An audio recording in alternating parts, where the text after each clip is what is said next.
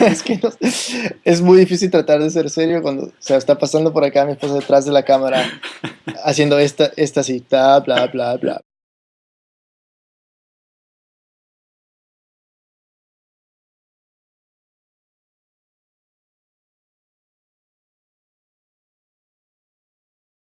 Y obviamente viví en dos mundos, vi el mundo de mi casa, que era un mundo hispanoparlante y un mundo eh, peruano, latinoamericano, se podría decir.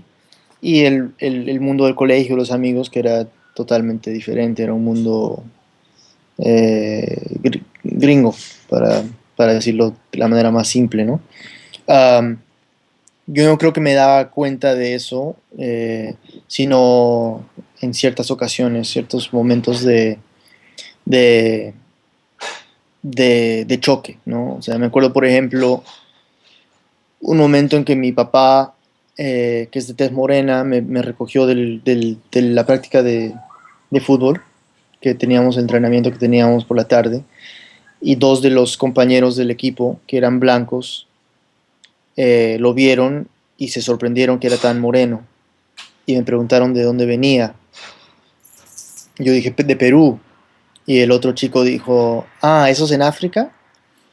Y antes de que pude responder, uno de los dos compañeros que eran amigos míos me dijo en inglés, te lo voy a decir, That's funny, you don't look like a nigger. Y yo me quedé absolutamente chocado, no sabía cómo responder. Um, eh, y es una cosa, o sea, como una mezcla de ignorancia y de racismo y de que hasta hoy en día me deja absolutamente asombrado. Y cuento esta anécdota no porque para decir que tuve una niñez difícil o que sufrí racismo, porque no, nada que ver. Pero salvo en esos momentos, momentos como este que te acabo de escribir,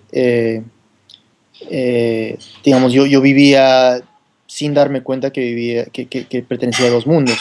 Cuando chocaban, como en este caso, claro, era como alguien te sacude el piso y te dice, ah, mierda, ¿no?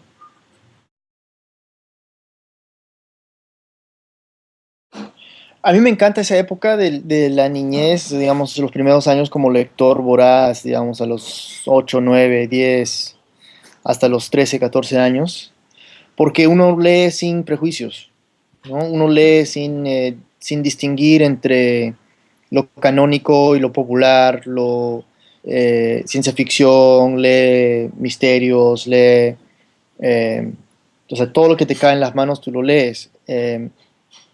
Y claro, yo tenía la suerte de tener hermanas mayores que estaban en el colegio, en un buen colegio, y yo recogía los libros que ellas dejaban, ¿no? O sea, y intercalando eso con los libros que yo agarraba en la biblioteca de mi colegio. Um, eh, casi todo en inglés, ¿no? En esa época. Um, leía mucho, estaba justamente ayer comentando esto con un amigo, cuánto nos gustaba a ambos, ambos somos escritores, pero cuánto nos gustaba Beverly Cleary. Es una gran escritora de cuentos de niños, de novelas, y de un personaje que se llamaba Ramona Quimby, que era como uno de los primeros eh, como personajes con los que me identificaba. Um, pero luego era una cosa muy rara, porque mis hermanas que eran mayores estaban leyendo Shakespeare y Milan Kundera en el colegio, y yo recogía esos libros y los leía, simplemente porque estaban allí, ¿no? Y eso fue mi infancia, o sea, yo recogía todos los libros que caían en mis manos y leía. Me encantaba John Grisham y me encantaba Milan Kundera, y yo no distinguía entre la calidad del uno o del otro. No me acuerdo del primer viaje, no me acuerdo del primer viaje para nada, pero me acuerdo de, de la sensación de ir y volver. Me acuerdo de, de, de una interpretación muy, muy infantil de comparar dos realidades. Entonces, yo asumía o yo entendía que todo lo que yo veía en Perú, que no veía en Alabama, era peruano. Entonces, por ejemplo, en Alabama yo nunca había visto un Volkswagen, un escarabajo, se dice en Perú. Y el escarabajo en Perú en los 80 era, o sea, de cada 10 carros, 7 eran escarabajos. Entonces yo asumía que el escarabajo, el Volkswagen, era peruano, ¿no? Um, yo nunca había jugado ni visto badminton en Alabama, pero en alguna ocasión vi badminton en Perú y yo pensé, asumí que badminton era un deporte peruano. O sea, por poco me decido que es un deporte incaico, ¿me entiendes? Era una cosa que yo tenía cero, o sea, ninguna idea del mundo y ningún punto de referencia. Entonces yo simplemente hacía esta comparación. Y decía, bueno, esto es peruano. Um, y, eh, y sigue siendo, o sea, yo veo badminton y todavía pienso en Perú, que es una cosa muy absurda, ¿no? Um, y, eh, y el escarabajo, o sea, me imagino, o sea, yo entiendo que Volkswagen es una compañía alemana, pero para mí el escarabajo es por excelencia el auto peruano. Como me imagino que es para los mexicanos también, o para muchos países latinoamericanos donde era esencialmente el único carro que existía. Um, eh, y en ese caso, o sea, digamos que Perú siempre era un lugar donde habían ciertas cosas importantes, hasta totémicas, que no existían en Estados Unidos y yo eh, pensaba que eran muy especiales y más especiales aún por ser peruanos. Yo era un chico súper lector, yo era un chico eh, muy interesado en, en fútbol, o sea, jugaba mucho, mucho deporte. También era como, siempre me estaba como enamorando de una chica o sea, me encantaba el amor imposible. Entonces siempre era como una tragedia, drama, que ahora obviamente parece absurdo. Um, eh, sí, o sea, me hubiera gustado poder escribir canciones, pero nunca me salía. Canto muy mal. eh, pero sí, o sea, creo que si hubiese tenido un poco de talento para la melodía, hubiera ido por ese camino. Um, pero ¿sabes lo que pasó? Es que a los 16 años pasé un verano en San Francisco con mi hermana y traje mi guitarra, llevé mi guitarra.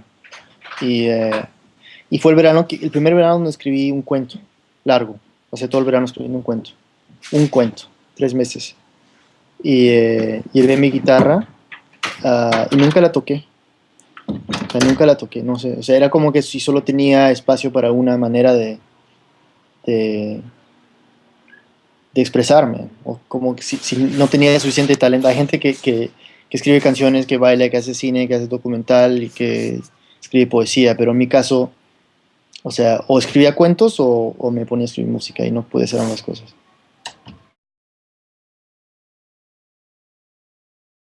Los primeros cuentos que uno escribe son necesariamente malos y lo que uno busca en esos cuentos es ambición. Um, eh, digamos, estar dispuesto a fracasar.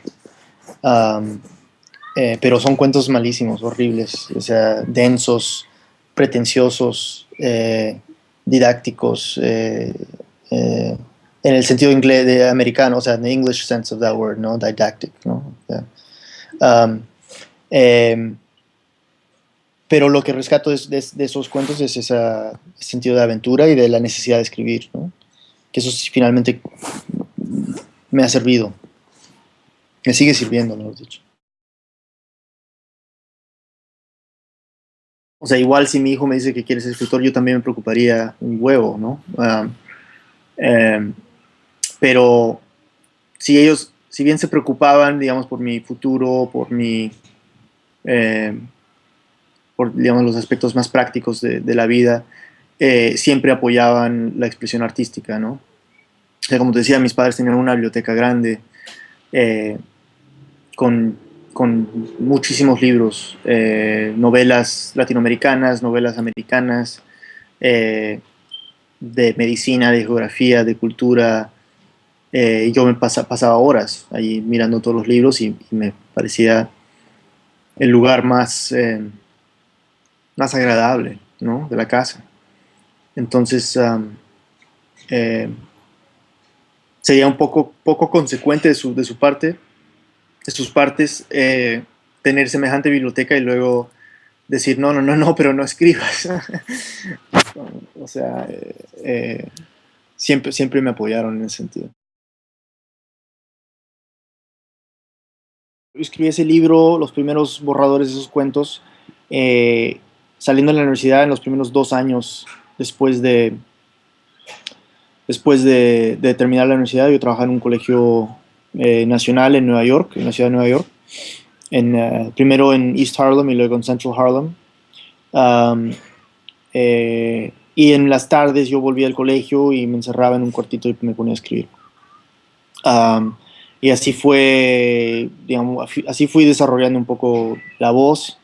Luego los cuentos los fui puliendo, regresé al Perú y terminé esa colección de cuentos en el 2000, el primer año de la maestría, que fue el 2002-2003.